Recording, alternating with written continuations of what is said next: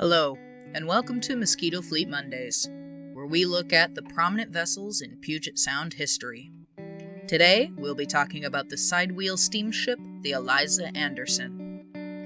The ship was launched at Portland, Oregon in 1858. She was 197 feet long and rated at 276 tons. Not long after being launched, she was sent up to British Columbia, Canada, where the Fraser River gold rush was roaring. Immediately, the Eliza Anderson went to work carrying miners and gold seekers from Victoria up the Fraser to the goldfields. In the summer of 1859, after the gold rush had died down, Eliza Anderson steamed down to Olympia, Washington, and began work offering passenger service from Olympia up to Victoria, with all stops in between. Though other steamers had worked the Puget Sound before, it was the Anderson who first struck the right balance of being large enough to safely cross the Strait of Juan de Fuca while still being small enough to operate economically in the sparsely populated Pacific Northwest. While on this run, Eliza Anderson fought off all competition. If any other boat attempted to muscle in on her business, her owners were not afraid to drop the price of fares from $20 a person down as far as 50 cents in order to drive off rival boats. By 1877, however, the old Anderson was starting to show her age, and she was tied up in Seattle, where she eventually sank at her moorings. But this was not the end of the Anderson.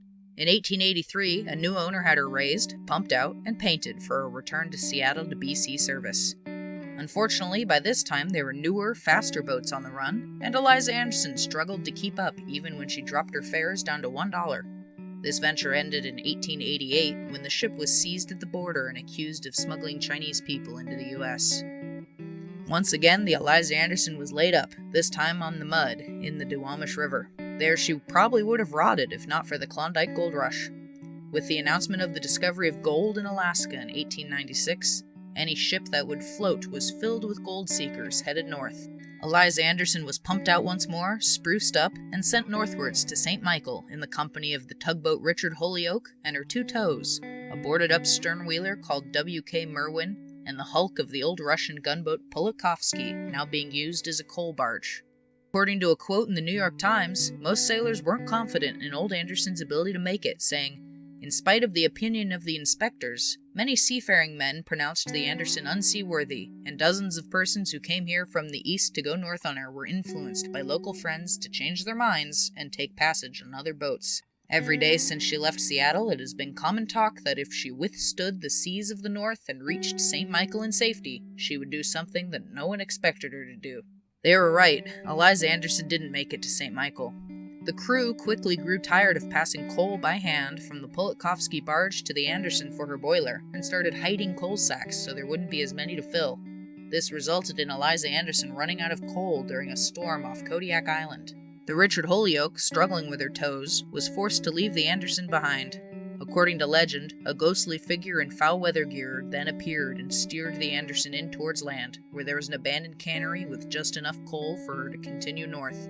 After landing in Dutch Harbor, Alaska, Eliza Anderson was abandoned by her passengers as they left to seek a safer way to the goldfields. Driven up onto the beach, the Eliza Anderson was there left to rot.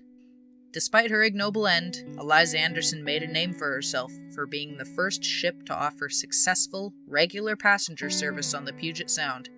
Her arrival in 1859 truly kicked off the start of the Mosquito Fleet era, and she outlasted all expectations for a ship of her type. Thank you for listening. Be sure to come back next week so we can discuss the steamship George E. Starr.